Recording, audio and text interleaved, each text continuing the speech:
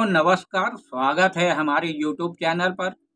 मित्रों, नई Delhi railway station पर हुई भगदड़ के बाद रेलवे कई नियमों में बदलाव करने पर विचार कर रहा है। इन बदलाव में अनारक्षित टिकट पर ट्रेनों के नाम और नंबर दर्ज करने का प्रस्ताव भी शामिल है और रेल मंत्रालय जनरल टिकटों की बुकिंग प्रणाली में भी बदलाव पर विचार करने जा रहा। हालांकि इसको लेकर अभी फैसला नहीं हुआ है और आगे बताएंगे कि जनरल टिकट वालों के लिए और कौन कौन से रेलवे बदलाव करने पर विचार कर रहा है।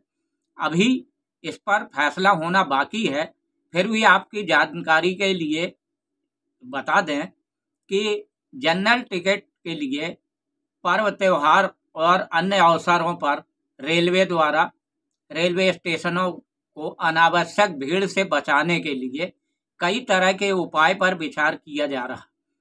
इनमें अनारक्षित टिकट पर ट्रेनों के नाम और नंबर दर्ज करने का भी प्रस्ताव भी शामिल किया गया है, पर यात्री तय समय से पहले प्लेटफार्म पर नहीं जा पाए।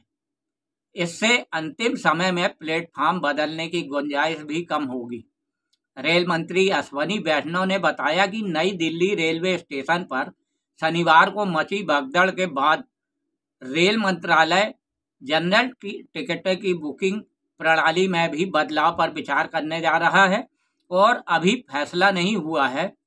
और बताया जा रहा है कि नई दिल्ली रेलवे स्टेशन पर हादसे के बाद उतने ही अनारक्षित टिकट काटने का आदेश जारी कर दिया गया है जितनी ट्रेनों की क्षमता है।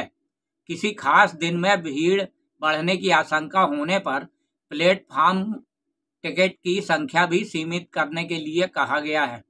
और कहा गया है कि रेल मंत्री ने कहा कि अगले 6 महीने के दौरान अभियान चलाकर रेलवे में भारी सुधार के लिए सुझाव लिए जाएंगे और रेलवे के नियम के अनुसार एक्सप्रेस, सुपरफास्ट, राजधानी और वंदे भारत जैसे प्रीमियम ट्रेनों में जनरल टिकट से यात्रा मान्य नहीं है। इनमें जनरल टिकट से यात्रा करने पर यात्री को बेटिकट माना जाता है और रेलवे के जो नियम, रेलवे की व्यवस्था के अनुसार एक ट्रेन में अलग अलग 3 श्रेणी के कोच होते हैं।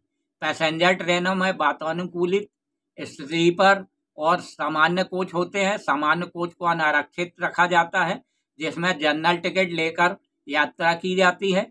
इसमें यात्रियों की संख्या तय नहीं होती, इसलिए छोटी दूरी की यात्रा के लिए अक्सर लोग इसी श्रेणी को प्राथमिकता देते हैं।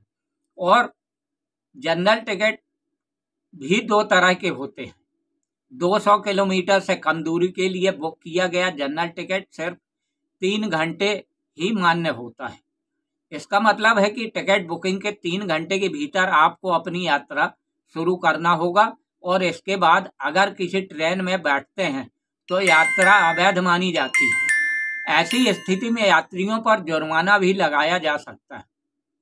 और कहा जा रहा है कि अभी तक रास्ते में भी किसी एक ट्रेन को छोड़कर दूसरी ट्रेन में सवार हो जाते थे लोग और जो फास्ट ट्रेन होती थी उसमें बैठ करके जनरल टिकट धारक दूसरी ट्रेन में चले जाते थे।